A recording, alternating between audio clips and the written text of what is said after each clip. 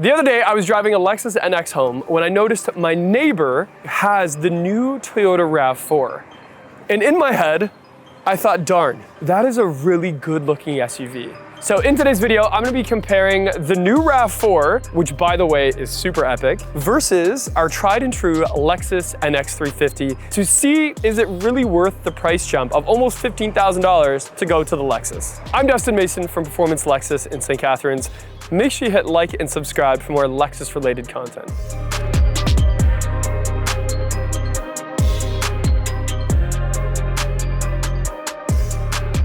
Okay, let's get to front end styling. And this, to me, is where I think Toyota is going the exact right direction versus almost any other brand in the world right now. And it all has to do with one thing, and that is square. Yes, squared off. And what I mean by that is look how squared off the design language of the entire lineup is right now. And this rings the truest. And I challenge all the viewers to just look at the parking lot the next time they're at Costco or Best Buy or wherever you usually go in your car and see the designs of all the other cars right now, both from this year and a few previous years. And you'll notice Toyota going to the squared off design is appealing to an entire generation like myself. It's almost retro. It's almost cool. Compare this to, like, you know, some of the new Mercedes EVs and other EVs in the world, and you'll notice a big difference. And I'm very impressed with it. I like the boldness of that squared off design. I like how it looks retro. I'm all about it. So let's dig in. So this, the one beside me, yes, I know someone has probably noticed by now, is the base model. This is the LE in Canada. And even with the LE, for instance, on the hood, this hood looks like it should be on a Lexus GX. You can see it has really big, sort of like bold sections on the side that you can see from inside. It's got this beautiful headlight that kind of wraps around, and the daytime running light is below it. It has the Lexus spindle grille almost. Like, this grille looks like it actually should be on an RX, especially with the nose. Love that little slit that goes across. Again, reminds me of like the new Lexus TX. A little bit of that textured plastic. Yes, this is a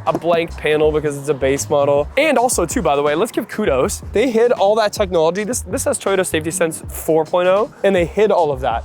Remember for a few years there, if you were looking at a new car, the design looked good, but then there was like a big square in the center, or the emblem was kind of like integrated down here because it was actually a sensor. Toyota did a good job of hiding all of that now. And it looks big. When I saw my neighbor pull into the driveway, they used to have a Highlander. I thought it was the same size as a Highlander just because of the shape of the RAV4. Let's compare it to the NX. So the NX, again, designed a couple years ago. This particular body style came out in 2022, for instance. Back in 2022, brands and designs were going a different direction. A little bit more sleek and a little bit less boxy. So for instance, the hood lines, instead of being squared off, actually taper and fade away into the hood. The grille is still massive, which I love. I always thought that made that NX look a little bit bigger. This one is also a base model. So this is the premium package. So it doesn't have that spindle like the F Sports do. It's got the emblem right in the center. You know, we have some decorations, we have some textured plastic. I will say the daytime running light on the NX is better than the RAV4. It's just sharper. It looks more luxurious, but not everybody cares about that. And it's just a little bit more sleek. And actually, when you zoom out and look at the two together, side by side, the RAV4 looks considerably bigger. Like if I told you that this was a Highlander size vehicle, just from design language and also seeing it parked next to the NX because of that front end, you would believe me. And it actually really accentuates how much this front end goes to a point and that one goes to a cliff, I guess you could say. But let's check out the side profile. So the side profile of the RAV4 makes it look like a RAV4. This is where it really comes together. Base model gives you these 17-inch wheels. We do have some textured plastic all over the side, but again, makes it look a little rugged. The fender flares make it look a little rugged too. Section at the bottom, very classic RAV4 design. Again, nothing too crazy here. Height-wise, you can see I'm about 6'1", and it's about the same size as me, almost. It's probably 6 foot, which still, again, when I think of when I was at Toyota back in like 2015 selling cars, the RAV4 then seemed a lot smaller. And now it is very usable. Let's do the door test. It's just a normal door handle, by the way. Pretty solid, actually. When you think of the price point versus the Lexus, yeah, super solid. Nothing to complain about there. We have that third window kind of going into the cargo area. Again, a little bit of body lines here. Nothing really to write home about. This one does not have the sunroof, it's just a solid roof. But as you get into those fully loaded ones, I'm sure that becomes a panel roof pretty quick. A little bit more going on styling wise when it comes to the base NX versus the RAV. We do have 18-inch wheels. Again, most of the other ones are gonna be bigger, but on the base model it's 18. We have some nice sleek body lines, like this crease that sort of goes down and up, a mirror that has some chrome, a signal on it, things like that. You will notice it is a little bit more solid of a door shut. You just don't get that extra resonance in the, in the actual body and frame. It's just, there's more insulation in there, there's no doubt about it. Also, the Lexus has the electronic e-latch. So if you don't know what the e-latch is, it is just a little button you press and it does the work for you. More importantly, when you go to leave the car, you just kind of like exit in one motion instead of having to pull an actual physical lever and then like push with your elbow.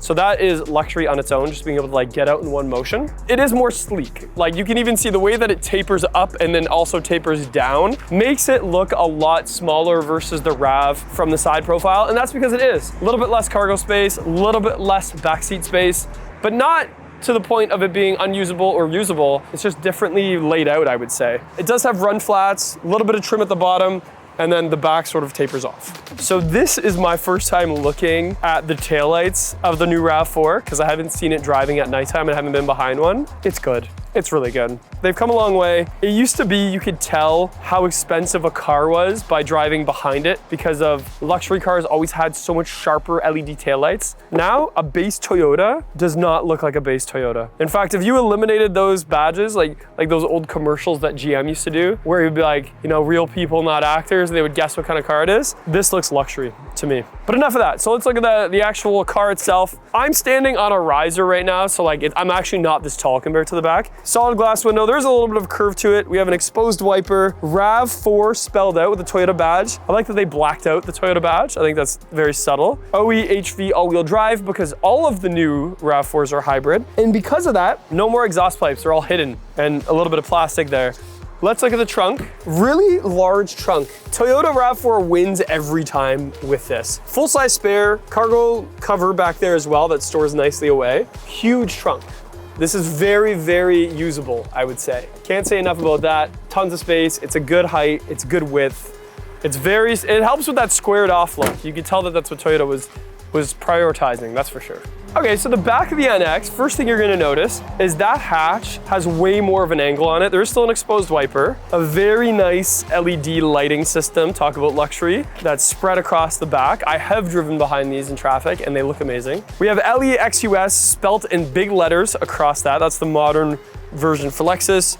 Again, exhaust pipes are all hidden because of that EV world that we're living in. So kind of to future-proof it a little bit, design language wise. And then we have a slightly smaller trunk space, but it doesn't mean it's not usable. My fiance has an NX, she's a realtor. She's always using her real estate signs back there. We have two full-size golden, one's a golden doodle, one's a golden retriever. This car has been able to do all of that, but it just tells me the RAV4 can just do more when it comes to that cargo area. But I understand that that's not for everybody. There is also some hidden cargo underneath this because of it does not have a spare tire. All in all, still very usable, but definitely a little bit of favoring of form over function. Back seat of the RAV, I forgot what it's like to sit in fabric seats. I know you're gonna call me bougie in the comments, but it is very comfy. I do like it. Armrest, tons of space. Like without having the sunroof, I have like almost half a foot above me, I feel like. Materials are a little plasticky, but that's okay. It says RAV4 in the center here. I don't see any amenities to plug in your phone and stuff. The handle to pull the door was pretty cool how it works. It's like kind of integrated into the door a little bit, which is cool. That's pretty much all about the back seat of the RAV. You can recline it, I believe. Even with it the way it is right now, actually, you can't recline these new ones. That's right, no reclining the seat, but it's comfy already the way it is, so nothing wrong with that. Actually, you can recline it. Just a little bit, but honestly, it's enough. Okay, so back seat of the NX, a little bit more cushy here. We have the armrest just like the other side. It is leather. There's some nicer materials here for sure. We got, some door decorations. Even the layered interior of the front has now passed on to the back. So we have some leather. We have the electronic door latch, which I mentioned earlier. 2 USB-Cs and a 12-volt plug. We have venting. I still have tons of space above me. Again, not as much as the RAV4, but it doesn't matter. I'm 6'1". My hair is spiked up today, and I'm still not even coming close to touching that. So still very usable for someone my size. Reclining on the NX is the same as the RAV. So you just pull that lever, and again, you have just a little bit of an angle, which is nice. Okay, so the front of the NX is really where this becomes a Lexus. So you're greeted by things like this decoration, origami style decoration. We have piano black everywhere. We have soft materials like on the armrest that opens from both ways. One-touch doors, as well as, you know, some memory seats, even in the base model, which is always nice. We have a nice phone holder here with 2 USB-Cs inside. The new electronic shift, so you just sort of like put it in gear and it snaps back to where it goes. It does have the park button right underneath. Again, piano black, which is beautiful. Different drive modes here, parking, a couple cup holders, another USB and USB-A. We have an actual knob for drive modes. I do think they're gonna get rid of that, but for now it's there. So sport, normal, and eco. We do have Lexus Multimedia, which came out in 2022, so it's been around a couple years. It's very quick for Apple CarPlay, Android Auto. It does have cloud-based navigation if you want it. In this package, you would have to pay for that monthly for the most part. And then we just have a little bit of car information here. Not much ambient lighting. I think on this package, actually no ambient lighting, if I remember correctly. But in all the other ones, there's like multicolor, single color, etc., etc. Digital gauged cluster, almost said gluster. Kind of similar to like what the TX and RX has, so you can kind of go through different areas like fuel economy, which is this one has 9.8 liters per 100 because it's been idling, elapsed speed, distance to empty, all of those sorts of things. I do find the screen is a nice spot to press it. Like it's not like it's a reach by any means. And the inside of this, even for a base model, doesn't really give base model vibes. However, going up to the highest packages, you get extra, that's for sure. I also will say, cooled seats is a must. So on a day like today, I'm wearing a suit and it's hot out. I have cooled seats in both front seats, a heated steering wheel, and heated seats. So those are like bare necessities that you must have. It does have a single pane sunroof as well. Lexus Safety Sense 3.0, proactive driving assist, all those things come standard. It does have blind spot monitoring as well. So again, for a base model, it is very, very well equipped. Okay, so inside the RAV4, this is fun for me because I haven't really spent a lot of time in this car. For one, the way the door closes is really interesting. There's like this little textured bit you kind of just grab, and it's like a big part of the door panel. I do feel like, and again, people are gonna hate on me in the comments, I feel like Toyota has purposely cheapened some of the materials and plastics in the base model Toyotas. You have to differentiate a fully loaded from a base, and now with like standard safety features, it is kind of hard. So anyway, that's that. The door panels are very plasticky, totally okay. It's what I expected. The dashboard and the screens look great though. And that's the thing, when you look at a base model where the screens are still as luxurious, if not more, than some fully loaded in some other brands. I have different layers on my screen here. I can see my EV driving ratio, which I love. I forgot Toyota does that. I miss that from my Toyota days. It looks really cool. You can see a lot there. I'm gonna just kind of keep scrolling. Compass, and yeah, it's just a very clear and crisp gauge cluster. I always like the fact that Toyota does physical buttons and like switches. Like for instance, for volume up and down, I will say, I have a confession. I like this knob better than any Lexus steering knob because for volume, it's like a switch, you go up and down. It's not like a button. And I know Porsche does like a wheel, which I like even more. This one, again, it feels a little cheap, but that's okay. I like it. Cruise control, same thing. All physical buttons. It's adaptive, it's variable. It's all of the things. Oh, and it's cool because you can change the screens that you see in the center. So everything from trip averages, it's all customizable. The eco indicators, everything's customizable. It's great. The steering wheel itself feels very plasticky, especially compared to the Lexus. That Lexus is leather wrapped. This one is like a plastic that makes noise when you touch it. It does have auto headlights, which is great. It's got some wipers. They're not auto, but they're there. This screen looks a little bit more detached and forward, which is good. This is the new Toyota system, and we're gonna see this come to Lexus next year with the new NX. It is a new take on the current system, but I heard it's a lot faster. It's very quick. It uses a lot of AI stuff. And actually, I really like it. It reminds me of what the RZ is now. And you can see they've integrated the climate controls into the screen, just like with Lexus. So now to go up and down with climate, there's a physical button. Ours is a dial for climate, but it's shown on the screen there. Same with the heated seats, it's all through the screen. I don't mind that, I'm used to it with Lexus. We have a volume knob, which is great. I hate when brands I shouldn't say hate. I dislike when brands get rid of that. We got some poverty blanks here, but that's okay. Drive mode, they got rid of the knobs that were here, and now it's a button. So you can go eco, normal, and sport. And it does a really good animation on the gauge cluster. That is actually really good. It shows the whole RAV. I don't know if it's coincidence, it's the color of the one I'm driving. We have eco mode. We do have 2 USB-Cs up here and a good spot to put your phone. It's deep. And actually another spot on top. So there's 2 spots. There's like 4, you can put 4 phones up here, which is pretty cool. We got trail and snow mode. Again, cool animations there. And this is a base and it has that, which is great. Or you can go to normal. Downhill assist, traction control off. A really solid shifter. I will say I miss that kind of sometimes in some of our cars. Instead of like, you know, you get in a big car and you want to put it in gear and it's like a little dinky knob. This is like you put it in gear.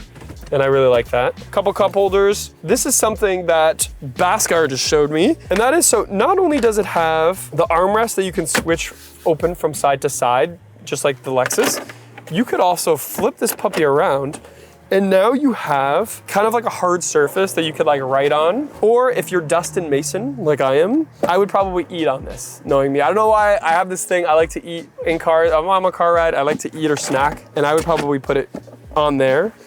Oh, it didn't latch in because I had it placed wrong, but you pretty much get the point. I think it goes like this. There we go. It gives you a new use for that. So I think that's pretty cool. And then when you want to just be comfy, you just put it in there. In the armrest, we have 1 USB-C and a 12-volt battery, 12-volt hookup. Also, we do have some shelving up here, which is really great. This is soft touch. It's that injected molded plastic. The seats themselves, pretty comfy. Again, fabric seats, you know, they're comfy. It is manual, and it's manual up and down as well. So there's no, you know, there's no driver settings. Ooh, it does have a sunglass holder. I love when cars do that. And that is pretty much everything. It is a new steering wheel design. I like it. I think it looks good. It's just a little plasticky, as I mentioned. But overall, it is a decent for the money. Like, this is really priced well, all things considered. Okay, so I am going to do just a quick little driving impression because I haven't driven the new RAV yet. I've driven the Lexus tons of time, so we can kind of compare it that way. Also, I used to work at Toyota, so I kind of remember what the RAV drives like.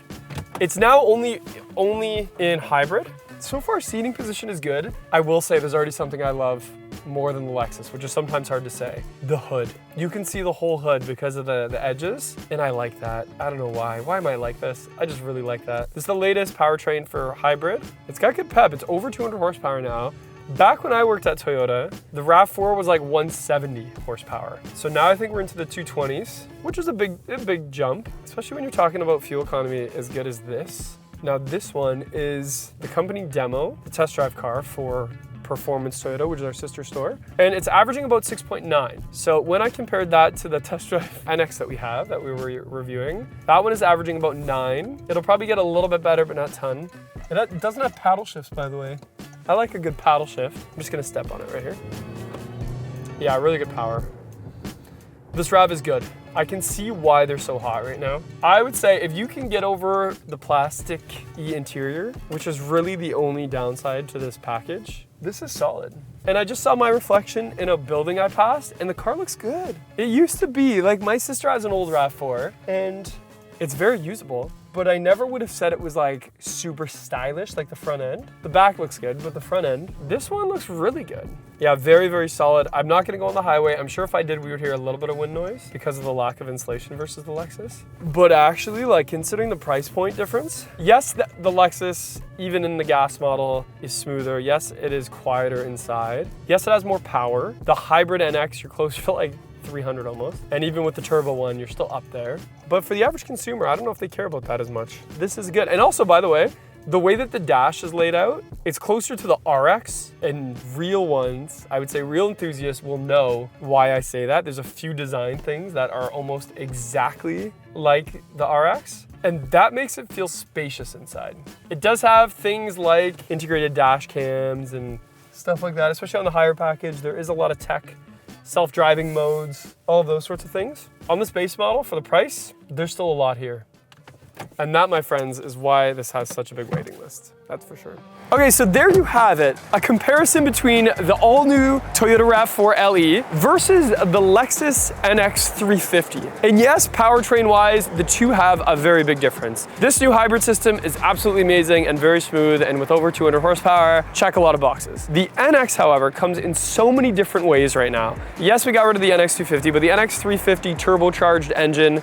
We have the NX 350H hybrid, and then the NX 450H Plus plug-in hybrid. And by the way, the RAV4 has plug-in hybrid too. So we have a little bit different powertrains. We have styling of that new retro squared off look that I absolutely love in the RAV4. And then the refinement of the NX. And all this to summarize is we know that the NX is like a year away from being fully redesigned. And if it's going to look and feel and be as good as the improvement on the RAV4, we have a lot to look forward to. Because even though I'm a Lexus guy, for the price point, this RAV4 punches very much above its weight. Yes, the materials inside can never compare to the craftsmanship of a Lexus. However, it does a pretty good job of being the top in its category, especially on styling. I really can't say that enough. So let me know in the comments below, would you go RAV4 for $15,000 less? Or stick with the Lexus and have a little bit more luxury and refinement. I'm Dustin Mason from Performance Lexus in St. Catharines. Make sure you hit like and subscribe for more Lexus and Toyota related content.